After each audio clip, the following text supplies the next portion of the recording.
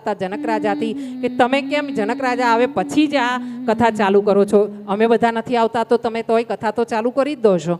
હા, ત્યારે યાજ્ઞવલ્કે કશું બોલ્યા નથી, પણ પોતાની યોગ માયાથી એમણે એક ઘટનાની અહીંયા સર્જન કર્યું છે. થોડીક વાર કથા ચાલી છે ને એવા સમયમાં એક દૂત બોલતો બોલતો બૂમો પાડતો પોકાર કરતો દોડતો આવ્યો છે કે મહેલમાં આગ લાગી છે, મહેલમાં આગ લાગી છે, બચાવો બચાવો, બધા બળી રહ્યા છે, વસ્તુઓ બળી રહી છે, અહીંયા બહુ મોટી આગ લાગી છે. અને આમ જ્યાં દૂત બોલતો બોલતો આવ્યો કે મહેલમાં આગ લાગી છે, બહાર આગ લાગી છે, ત્યારે જે બધા કથા સાંભળતા હતા તેમાંના બધા ઋષિ મુનિઓ જ્ઞાની હતા, ગુણી હતા, મહાન પ્રચંડ જ્ઞાની હતા.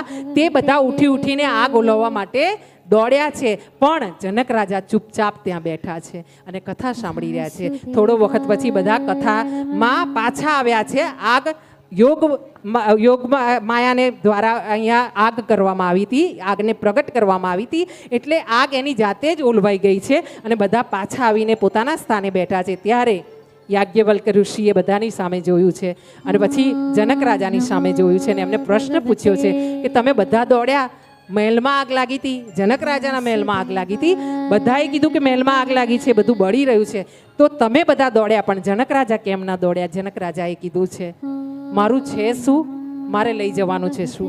આ બધું જે છે તે પ્રભુનું છે, એને જ અર્પણ કરીને મારો દેહ પણ એને અર્પણ કરીને મારે જવાનો છે. એવા જનક રાજાની અહીંયા કથા કરવામાં આવી છે.